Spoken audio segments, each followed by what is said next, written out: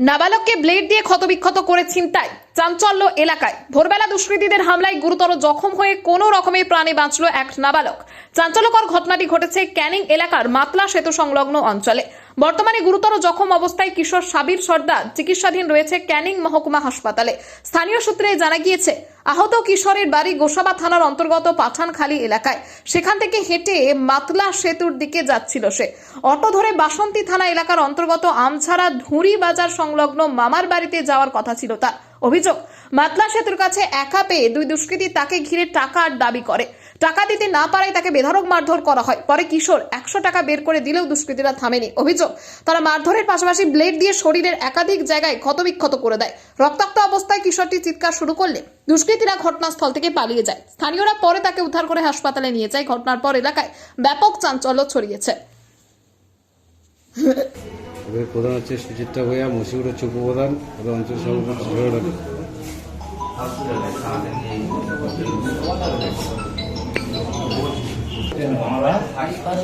কোন bridge? Canning Matla bridge পেয়েছিলেন? হ্যাঁ। ওখান থেকে আমাকে বলছে টাকার পরে হ্যাঁ, টাকা আমি দাদা আমাকে টাকা নিয়ে পড়াশোনা করে আমার 100 টাকা এটা তুমি বলছি না তো বাবাকে ফোন করে, হ্যাঁ বাবাকে ফোন করবো, আমার ফোন করবো না তখন আমাকে ব্লেড, হ্যাঁ, তখন আমাকে ব্লেড মার শুরু করে। কজন ছিল ওরা? দুজন। তুমি কি বাইকে ছিলে? তাহলে হেঁটে যাচ্ছিলে? কজন? তুমি কি একা হেঁটে যাচ্ছিলে? আমি একা ছিল। ধরে টাকা চাইছে?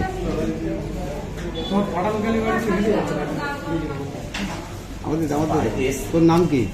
সাকি, হ্যাঁ, সাকি, বয়স কত তো? 15। কোথায় বাড়ি, কথা বললি? পাঠানখালী।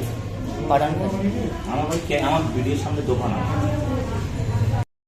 আমি ডগঘাট পার হয়েছি, তো আমার বাড়িতে ফোন আসে এই ব্যাপার। তারপরে আমি ওখান থেকে গাড়ি ঘুরিয়ে ব্যাক করে আমি সঙ্গে সঙ্গে ব্রিজের মুখে এসে দেখি না ওখানে 3-4 নিয়ে বসে আছে। ওকে জিজ্ঞাসা করলাম, তো বললো ও মামার বাড়িতে, মানে বাড়ি থেকে এসে আর বাজারে ঢোকেনি, ব্রিজের মুখে নেমেছে। নামার পরে ও মামার বাড়ি যাবে, ব্রিজটা পার হয়ে ওখান থেকে টোটো করে ধরে নেবে। তো ওখান থেকে ব্রিজ টোকা থেকে ওখানে যে পাত্তাগড়গুলো থাকে কন্টিনিউ ওরা খায় দেয়, তো আমরা অত দেখি না। তো আজকের ওকে একা পেয়ে ওখানে ডেকেছে, ও দাঁড়িয়ে যাওয়ার পর ওখানে টাকা চায়।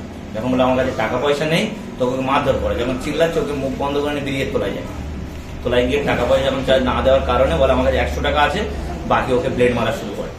এবার ও কন্টিনিউ ব্লেড মারে। তারপরে আমাদের যে বাজারে যারা ওই পিতুলিঙ্গে যে দিদিরা থাকে, ওনারা ওই ব্রিজের মুখে রোজ রাত্রে যায়। তো ওনারা দেখতে পেয়ে যাওয়ার পরে দেখতে পেয়ে চেল্লাচিল্লি আওয়াজ শুনে ওনারা উদ্ধার করে, চায়ের দোকান আছে ব্রিজের মুখে বরগাছতলায়, ওখানে নিয়ে বসায়। আমি ফোন পেয়ে আসার পরে তারপর ওখান থেকে উদ্ধার করে আমি ক্যানিং বাজারে এসে দাদার বাড়ি অফিসে যাই, এমএলএ সাহেবের। দাদাকে জানানোর পর দাদা বললো থানায় যাও। থানায় গিয়েছিলাম, থানায় গিয়ে ওনাকে জানিয়ে আমি তারপরে হসপিটালে নেব। কি চাইছো তুমি? কি চাইছো? আমি কি চাইছি, যারা ওকে এই আঘাতটা করেছে তাদেরকে শাস্তি হোক, সোজা কথা। তোমার নাম কি? আমার নাম রাজ কি? রাজ সর্দার। আমি ক্যানিং বাজারে আমার দোকান। ওর নাম কি? ওর নাম হচ্ছে কি, ওর ভালো নামটা কি? হ্যাঁ, সাবির সর্দার। বাবার নাম আফসার আলম সর্দার, বাড়ি পাঠানখালী। ও মানে ও ব্রিজে নেমে কোন দিকে যাচ্ছে? ও মামার বাড়ি ওপারে, মানে হেঁটে পার হয়ে ওপার থেকে গাড়ি ধরে। যেমন ইয়াং ছেলে কি করে, ব্রিজে একটু ঘুরতে ঘুরতে যায়। মামার বাড়ি জানো? মামার বাড়ি কোথাও ঘুরি মনে যাওয়ার সম্ভাবনা, আমার তো ঠিক কতটা নেই। ও কোথা থেকে আসছিল? কোথা থেকে? বাড়ি থেকে এসছে। হ্যাঁ, বাড়ি থেকে এসছে, ও ওখানে নেমে গেছে। নেমে গিয়ে নদী পারে ওপার থেকে গিয়ে গাড়ি ধরবে আর কি। একা মন মনে হয়ে যাচ্ছে। এবার একা পেয়ে ওকে যেটা করলো, যেটা হয় আর কি সচরাচর, আমি খবর পেয়ে ছুটে এসছি, এসে তারপর ওখানে রিসিভ করি।